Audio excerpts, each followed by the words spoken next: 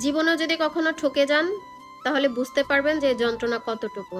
আমরা বলি না যে পেয়ে হারানোর যন্ত্রণাটা অনেক বেশি, কিন্তু না, যে ঠকছে শুধুমাত্র সেই জানে। পেয়ে হারানোর যন্ত্রণাটা থেকেও ঠকে যাওয়ার যন্ত্রণাটা অনেক বেশি। ধরেন আপনি একটা জিনিস পাইছেন, তারপরে যদি হারাই ফেলেন, ওইটা হারানোর পর আপনি কাউকে বলতে পারবেন, সেই কষ্টটা প্রকাশ করতে পারবেন, বলতে কান্নাকাটি করতে পারবেন, কারো কাছে বলতে পারবেন যে হ্যাঁ আমি এই জিনিসটা পাইছিলাম আবার হারায় ফেলছি, বা এই জিনিসটা আমার কাছে আর নাই। কিন্তু আপনি যদি ঠকে যান, আপনি কাউকেই বলতে পারবেন না, না নিজে সহ্য করতে পারবেন, না কারোর কাছে প্রকাশ করতে পারবেন, কিছুই পারবেন না।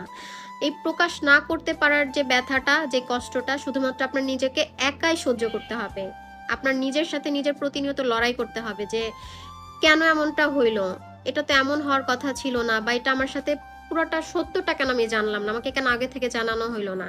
একটা এক্সাম্পল দেই, ধরেন আপনাকে কেউ একটা স্টোরি বলতেছে, তার মধ্যে হচ্ছে 10% আপনাকে সত্য মিথ্যা দিয়ে আপনাকে বলছে, আর বাকি 90% হচ্ছে আপনাকে হাইড করা হয়েছে আপনার কাছে। কিন্তু আপনি যখন আস্তে আস্তে ওই স্টোরিটার মানে ফুল স্টোরিটা জানতে পারবেন যে অ্যাকচুয়ালি যে গল্পটা বলছিল আপনাকে, তার মধ্যে 10% আপনাকে বলছে কিন্তু তার মধ্যেও মিথ্যা ছিল। ইভেন বাকি 90% আপনাকে আপনার থেকে হাইড করা হয়েছে। তখন ওই সত্যটা না মানা যায় না, মানে ওই হাইড করার বিষয়টা, কারণ আপনি তো 10% শোনার পরে আপনার মতো আপনার স্টোরিটা বুঝেই নিছেন যে স্টোরিটা এমন হইতে পারে। কিন্তু যখন আপনি জানতে পারবেন যে অ্যাকচুয়ালি ওই বাকি 90% হচ্ছে গিয়ে আপনার থেকে হাইড করা হয়েছে, আপনাকে জানানো হয় নাই, আস্তে আস্তে আপনি জানতেছেন, ওইগুলো কখনোই মানতে পারবেন না। ওইগুলো মানা যায়ও না, মানে ওই রকম। তো জীবনে যদি এরকম ঠকে থাকেন, আমি জানি না যে কিভাবে মানে তারা কিভাবে সহ্য করে। আমার কাছে মনে হয় তাদের ধৈর্য শক্তি অনেক, তাদের মতো ধৈর্য বা শক্তি আমার মনে হয় না আর কারো আছে। ধরেন পেয়ে হারাইছেন, সেই কষ্টটা আপনি আজকে কালকে পরশু, তারপর আস্তে আস্তে এটা ঠিক হয়ে যায়। আর একটা কথা আছে যে প্রকৃতি কখনো শূন্যস্থান মানে শূন্যস্থান রাখে না, শূন্যস্থান পূরণ করে, সেটা যে কোনো কিছুর বিনিময়ে হোক।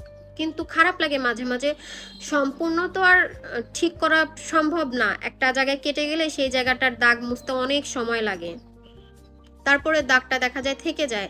তারপরে যখন ওই দাগটা দেখবেন অনেক বছর পরে হলে মনে পড়বে যে হ্যাঁ আমার সাথে এটা হয়েছিল, তখন আর ওই খারাপ লাগাটা কাজ করে না। কিন্তু যদি আপনি ঠকে যান, তাহলে আপনি যদি পৃথিবীর অর্ধেক রাজত্ব পান, তারপরও আপনার যে ঠকে যাওয়ার যে ব্যথাটা না, আপনি কখনোই ভুলতে পারবেন না। দিন শেষে আপনি দেখবেন যে আপনি মানে সেই ঠকার কাছে যে ঠকে গেছেন, সেই সেই জায়গায় যে আপনি খুবই ক্লান্ত, আপনার শক্তি মানে আপনার শরীরে যে শক্তি সেটার কাজ করতেছে না। তাই আমার কাছে মনে হয় যে ঠকে যাওয়ার থেকে মানে কোনো কিছু পাওয়ার পর হারায় যাওয়া, সেটার থেকে ঠকে যাওয়ার যন্ত্রণাটা অনেক বেশি, অনেক অনেক। এই জন্য কাউকে মিথ্যা গল্প শোনায়, তারপরে হচ্ছে কাউকে মিথ্যা আশ্বাস দিয়ে তাকে খুশি করার থেকে সত্যটার মুখোমুখি মানে হইতে সাহায্য করবেন। সত্যটা যে মানতে পারবে, তার সাথে আপনি আপনার লাইফটা স্টার্ট করতে পারেন, বা তার সাথে আপনি স্টোরি শেয়ার করতে পারেন।